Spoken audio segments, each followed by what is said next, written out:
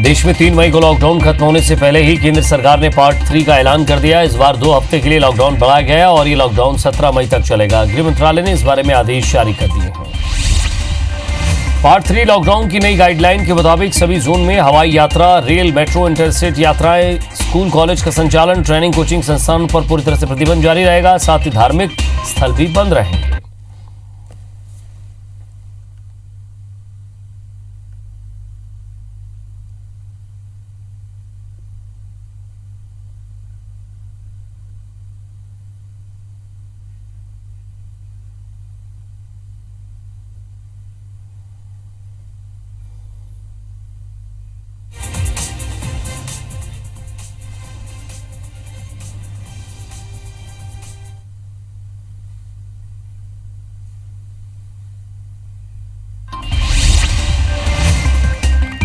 Lockdown में कई इलाकों में अलग अलग तरह की छूट भी दी गई है। ऑरेंज जोन में थोड़ी छूट मिलेगी। जोन मेंसनिंग दुकानें, ऑनलाइन डिलीवरी, अस्पताल की ओपीडी खुले रहेंगे। ऑरेंज जोन में कैब में ड्राइवर और एक सवारी को मंजूरी मिली है। ग्रीन जोन में सबसे ज्यादा छूट दी गई है। ग्रीन जोन में सिंगल दुकानें खुलेंगी। 50% सवारी लेकर बसें चलाने की अनुमति भी दी गई है। साथ ही ग्रीन जोन में बस डिपो में 50% कर्मचारी ही काम करेंगे।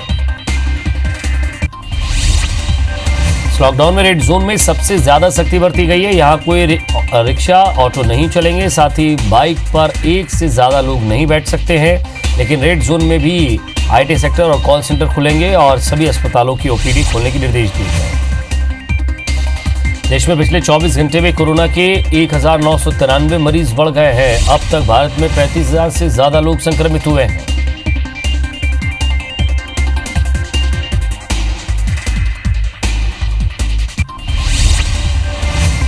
देश में अब कोरोना के एक्टिव केस 25,148 है। वही 9,064 लोग अब तक ठीक हो चुके हैं। लेकिन 1,152 लोगों ने वायरस से जान गंवाई है।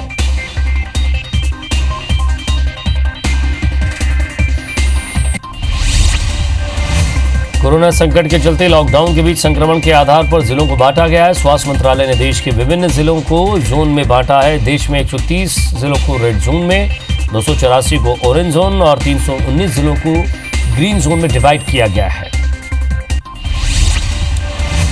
जिलों को ग्रीन जोन में रखने के लिए तय किया गया कि अगर 21 दिन तक कोरोना का एक भी केस किन जिलों में नहीं आएगा वो ग्रीन जोन की कैटेगरी में शामिल होंगे। अभी तक ये समय सीमा 28 दिन थी।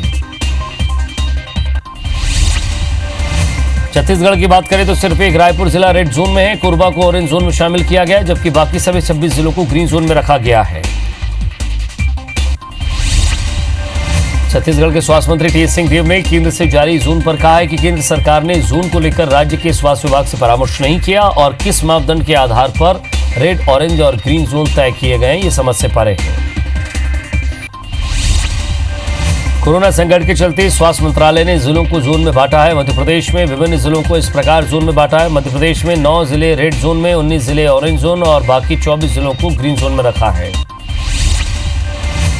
मध्य प्रदेश में अब तक 2650 से ज्यादा कोरोना मरीज सामने आए हैं। प्रदेश में अब तक 141 मौत हो चुकी है। 482 लोग पूरी तरह से ठीक होकर घर जा चुके हैं। इंदौर और भोपाल प्रदेश के एपिसेंटर बने हुए हैं।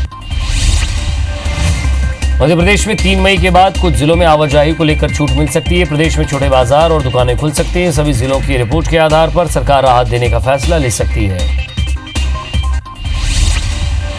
छत्तीसगढ़ में सूरजपुर से 3 नए मरीज सामने आए, जिसके बाद प्रदेश में कोरोना के एक्टिव केस 7 हो गए हैं और संक्रमितों की संख्या 43 हो गई है, जिसमें से 36 लोग पूरी तरह से ठीक होकर डिस्चार्ज हो चुके हैं।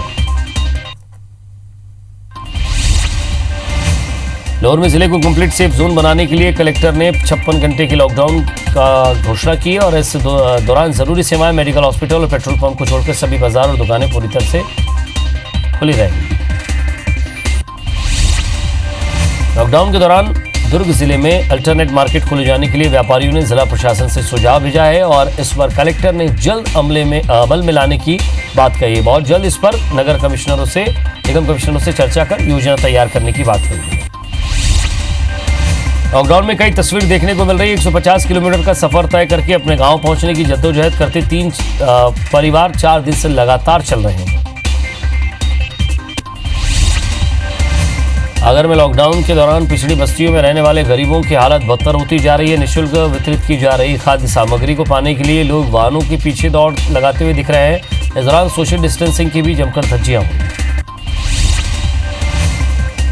लॉकडाउन के दौरान साहू समाज जरूरतमंदों को जरूरी सामान मुहैया करवा रहा है। अखिल भारतीय तैलिक साहू महासभा के महिला प्रकोष्ठ के राष्ट्रीय अध्यक्ष डॉक्टर ममता साहू का कहना है कि मुश्किल समय में साहू समाज पूरे देश के साथ है और इसी के तहत समाज की तरफ से पीएम केयर फंड में सहायता राशि और जरूरतमंदों को भोजन के लिए 150 किलो चावल दान किया गया।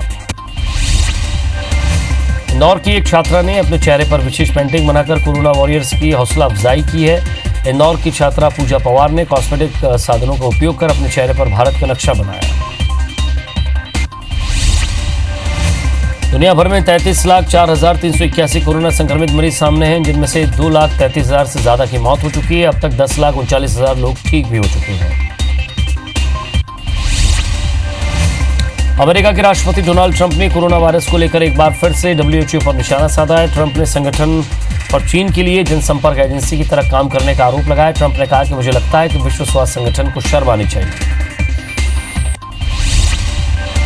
भिलाई नगर निगम में चुनाव होने में अभी 6 महीने बाकी है, लेकिन इससे पहले ही पार्षदों को अपने पाले में लाने का काम शुरू हो चुका है। कुर्सीपारा क्षेत्र में भाजपा के 1 पार्षद और 2 पार्षद पतियों ने कांग्रेस में प्रवेश कर लिया है। बालाघाट में वारासिवली पुलिस ने एक नाबालिग छात्रा से गैंगरेप के 4 आरोपियों को गिरफ्तार किया है। छात्रा पर घर पर अकेली थी, तभी चारों आरोपियों ने छात्रा के साथ गैंगरेप कर जान से मारने की धमकी दी।